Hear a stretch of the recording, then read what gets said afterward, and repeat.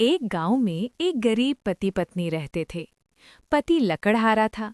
वो रोज सुबह जंगल जाता, दिन भर लकड़ियां काटता और शाम को बाजार में बेचकर घर के लिए थोड़ा बहुत अनाज ले आता था। इसी तरह उनका जीवन सादगी से चल रहा था। एक रात पत्नी ने पति से कहा, आप तो पूरा दिन बाहर रहते हो, मैं घर पर बहुत बोर हो जाती हूँ। अगर आप मेरे लिए कुछ मुर्गियां ले आओ तो मैं उनके साथ समय बिता सकूंगी और उनसे कुछ मदद भी मिल जाएगी। पति ने प्यार से कहा, तुम ठीक कहती हो, कल मैं मुर्गियां ले आऊंगा।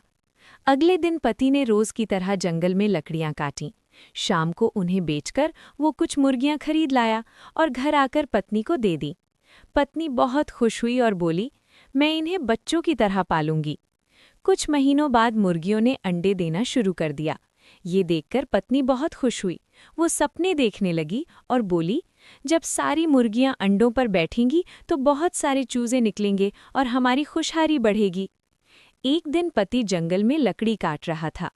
तभी उसकी नज़र एक घोंसले पर पड़ी, जिसमें सोने के रंग का एक अंडा था। उसने मन ही मन सोचा, मेरी पत्नी के पास तो बहुत सी मुर्गियां हैं, अगर ये अंडा ले जाऊं तो वो इसे अंडों के साथ सेएगी। वो सुनहरा अंडा घर ले आया और पत्नी को सारी बात बता दी। पत्नी ने उस अंडे को भी बाकी अंडों के साथ घोंसले में रख दिया और मुर्गियों को अंडों पर बैठा दिया। कुछ दिनों बाद जब पत्नी ने जाकर देखा तो उसे हैरानी हुई। सारे अंडे टूट चुके थे, लेकिन सिर्फ वही सुनहरा अंडा फूटा था और उससे एक अनोखा चूजा निकला था। पत्नी ने उस चूजे को बहुत प्यार से पाला। समय बीतता गया और वो चूजा बड़ा होकर एक सुंदर मुर्गी बन गया। एक दिन पत्नी ने देखा कि वो मुर्गी इंसानों की तरह बोल रही है।